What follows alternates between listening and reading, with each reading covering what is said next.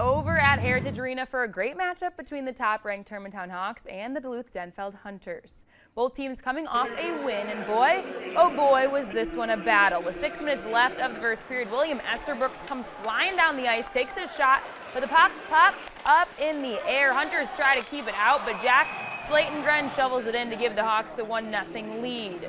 Same score in the second period. Esterbrooks controls the puck, then takes a no-look shot towards the net through traffic. It's denied, but Bradford Skyda is there to put away the rebound. Hawks soar 2-1 now.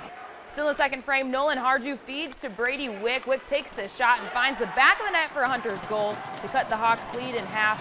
And what do you know, Denfeld would add another to send this one into overtime, but neither team could find the back of net and go home with a 2-2 tie.